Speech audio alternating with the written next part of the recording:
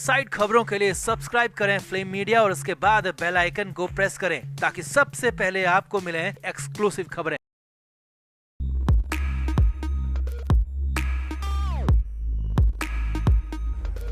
लोकसभा चुनाव नजदीक हैं। मार्च के दूसरे हफ्ते में चुनाव की तारीखों का ऐलान भी हो जाएगा, मगर महाराष्ट्र की तस्वीर अभी साफ नहीं है। कौन पार्टी किसके साथ मिलकर चुनाव लड़ेगी ये भी अभी साफ नहीं है। अब ऐसे में उद्धव ठाकरे के खेमे में खासी छटपटाहट है, खासी मुश्किलें चल रही हैं। हालात हैं कि उद्धव ठाकरे बीजेपी के साथ हर हाल में जाना चाहते हैं। जी हाँ, ये बड़ी खबर आपको बता रहे हैं कि उद्धव ठाकरे ने एक बार फिर से महाराष्ट्र के डिप्टी सीएम देवेंद्र फडणवीस को संदेशा भिजवाया है और कहा तो यहां तक जा रहा है कि लोकसभा चुनाव 2024 के बाद उद्धव ठाकरे राजनीति से, सियासत से संन्यास ले सकते हैं। ये बड़ी खबर आपको बता रहे हैं। तो क्या हो गया है, ऐसा क्यों अचानक ऐसा कहा जाने लगा है, दिखाते हैं, आपको बताते हैं सब कुछ। आप भी इस वीडियो को शेयर करें और कमेंट करके अपनी राय जरूर दें।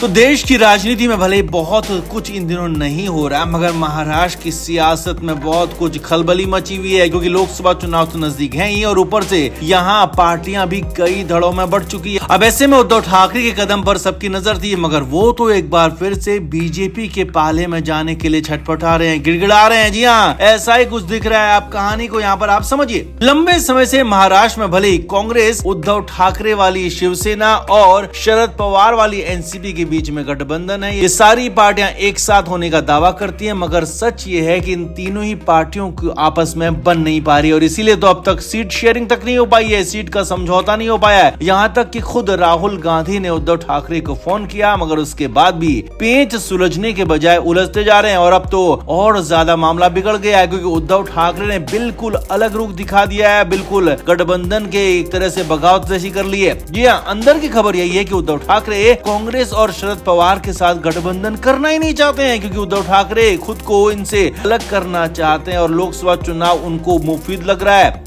और किसी बड़े दिन का इंतजार कर रहे हैं कि किसी बड़े दिन वो इनसे अलग हो जाएं। अब वैसे भी पिछले दिनों जब उद्धव ठाकरे ने पीएम मोदी की तारीफ की थी तब भी ऐसा लग रहा था, मगर अब यहाँ बात एक कदम और आगे बढ़ चुकी है। अब उद्धव ठाकरे खुद ही इस डील को डिरेल करना चाहते हैं, यानी कि हर हाल में बीजेपी के साथ जाना चाहते हैं और कांग्रेस के साथ गठबंधन को खत्म करना चाहते हैं। सूत्रों के हवाले से खबर है कि उद्धव ठाकरे ने एक बार फिर से अपने पुराने साथी और अपने पुराने दोस्त देवेंद्र फडणवीस से संपर्क साधा है। उनके पास एक दूत भिजवाया और उस दूत के हाथों संदेशा भिजवाया। सूत्रों के मुताबिक उद्धव ठाकरे चाहते हैं कि वो एक बार फिर से बीजेपी के साथ मिलकर चुनाव लड़ें और इसके लिए कुछ लोगों को बीजेपी से दूर करना चाहते हैं, जबकि बीजेपी ऐसा नहीं चाहती। जी हाँ, शिंदे गुट को लेकर उद्धव ठाकरे खासी नफरत रखते हैं। अंदर की खबर यही है कि मुख्यमंत्री एकनाथ शिंदे को अलग थलग करने के लिए ही उद्धव ठाकरे बीजेपी के साथ जाना चाहते हैं, बीजेपी के साथ मिलकर लोकसभा चुनाव लड़ना चाहते हैं, लेकिन उनकी शर्तें बीजेपी फिलहाल मान नहीं रही है। उनकी शर्तों को,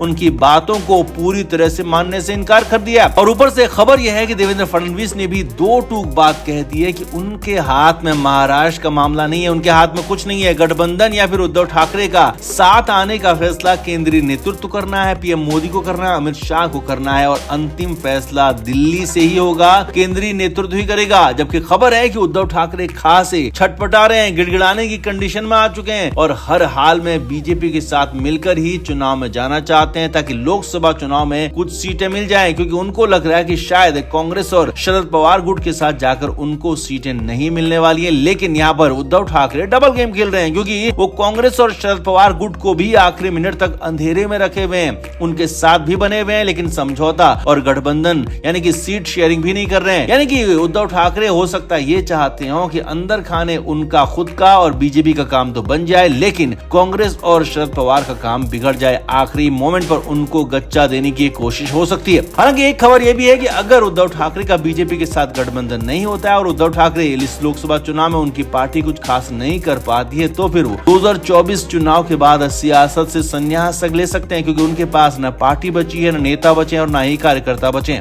अब जो भी है, उद्धव ठाकरे की हालत खराब है। वो चाहते हैं कि हर हाल में बीजेपी के साथ गठबंधन हो जाए, लेकिन बीजेपी उन्हें यानी कि उद्धव ठाकरे को फिलहाल मुंह नहीं लगा रही है, जो कि हैरानी भरा है। अब देखना होगा कि मार्च के पहले हफ्ते में क्या होता है। क्या मार्च के पहले हफ्ते में महाराष्ट्र की गठबंधन की तस्वीर साफ होती है नहीं? तो आपको क्या लगता है, क्या बीजेपी को उद्धव ठाकरे की गलतियों को माफ करके उन्हें साथ ले लेना चाहिए या फिर मजा चखाने के लिए उन्हें अलग ही रखना चाहिए? कमेंट करके आप जरूर बताएं, वीडियो को शेयर भी करें।